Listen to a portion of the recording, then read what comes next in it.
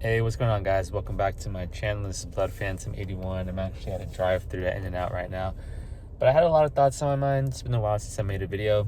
I want to update you guys on my new financial journey or financial strategy going into the second half of 2022, which is kind of crazy to say out loud. But here we are approaching, the second half, and now in Q3. So first I want to give an update on all the markets so far. So the stock market continues to stay, I don't want to say depressed, but I think the NASDAQ is still around 29.5% below its all-time high, which was hit earlier this year. And the really good news is, in my opinion, is that it's been like that for a while. So it's been within the same, let's say, 5% range for over a month now. So as we start to collect our paychecks, we get to put more money into the stock market, depending on what you're into. I've been sticking to large cap tech because that's been my bread and butter. I think that's the best place to put your money most of the time. And then you can even look at certain sectors getting hit a little bit harder than the rest of them. Financials is taking a little bit of a beating. Some real estate is taking a bit of a beating. Realty Income, which is the premier real estate company, is not taking as much of a beating, but you have some of the dividend kings like ticker symbol ESS, ticker symbol FRT, now yielding about 4% because they're still taking a bit of a hit. And other sectors too, consumer discretionary especially. And then you even have the home improvement stocks like Home Depot and Lowe's taking a hit. So you are going to have your little pockets of opportunities, but in my opinion, large cap tech continues to be where I'm putting my money at. So I'm really excited.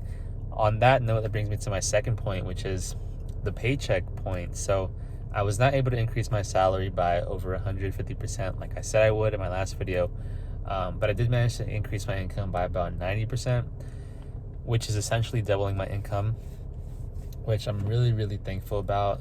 I have not yet received the boost income just yet, but I should be receiving it sometime this month. And going forward, I'll really just be raking it in. And especially with a lot of uncertainty in the world, I honestly think like the next 3 years, I think now is the time to want to pursue these side hustles and these side projects and basically building up your skills, making yourself as valuable as possible. The way I see it is every year, you want to feel like you're more valuable than you were the year before, significantly more valuable. That's going to make you an asset that increases your earning potential, increases your long-term happiness, and your long-term satisfaction. So continue to be more valuable, work on a skill, work out, etc. Now's the time to really hone in on that. And times are kind of strange, I would say. Like, it's getting harder to buy a house if you're an average person, even though home prices have stopped growing as much as they were earlier this year, especially in the past month and a half. And we are starting to see some price cuts, thank goodness. With interest rates higher, it makes it harder for the average person to buy a home. We're starting to see a lot of retail finding it difficult to hire people. And a lot of people say that like people don't want to work anymore, but in reality, it's like people don't want to work crappy jobs, right? Like, why would you want to work a crappy job where you're paid like crap, you're treated like crap, and like you're just supposed to be like thankful for that? Like, yeah, I don't blame people for looking for something better. Like that's what you're supposed to be doing. And so the market will shift in some way, the market will adjust, but that's kind of what it is right now. So anyway, but before getting too much into that, I do want to dive deeper into my real estate strategy going forward. So I'm super, super fortunate to have connected with a fantastic real estate agent. I'm not going to reveal his name just yet, but I'm super thrilled. I found him on YouTube and I found his blog. He's somewhat popular in the LA area. Like, I'm thrilled because he's an investor as well, and he's just like super cool, super nice. So I'll give him a shout out once I actually like work with him a lot more. But yeah, it's been really exciting because what I want to be doing now, this is my plan. So in the next 8 years or less, I want to have my forever home, which is going to be a really nice home in this particular sort of neighborhood or set of neighborhoods in Southern California, which I've been eyeing. Before I do that, though, I want 2 more properties. I want 1 multifamily property, and I want 1 condo slash townhome. And the reason for that is because I like the idea of having an easy buy, which is the condo slash townhome, and something that's going to produce a lot of income once it's paid off or close to paid off. And then with the multifamily, I like the idea of controlling a lot of wealth. And the great thing about multifamily is that you can put your projected rental income onto the loan, so that the bank can approve you for a higher loan, because you say that's going to be paid off by my tenants.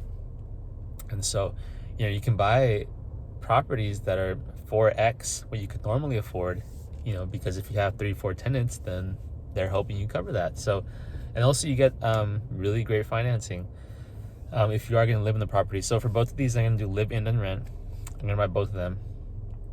And we'll see where it goes from there. Now, one thing though is that stocks are such a good deal right now that's where I want to focus my efforts. And that's the great thing about investing, is that you can really do what's best for you if you're equipped to take advantage of multiple markets. And I'll end it with this. If you go into a stock market subreddit or forum, you'll see that people don't know jack about real estate. All right, I had to pay, but if you go into a real estate related forum, they don't know jack about stocks, right? Like, they're gonna say, why would I invest in stocks and get a 6.5% return every year when I can just invest in real estate, right? They think that's what stocks are. People that invest in stocks are like, why would I invest in real estate when I'm gonna get calls at 2 a.m. about something broken, right? That's what they think real estate is. It's crazy. So if you can become good at multiple areas and try to remove as much bias as you can become a weapon. And that's what I'm hoping I can become. Especially because, like, there's going to be different opportunities at any point in time, right? Like, for example, with the stock market, I always talk about sector specific analysis, because that's just the way the world works. Sometimes some sectors are getting hit hard, sometimes others are doing amazing, right? So that's how you have to think about the world. So make yourself valuable, make yourself a weapon. I'll see you guys in the next video.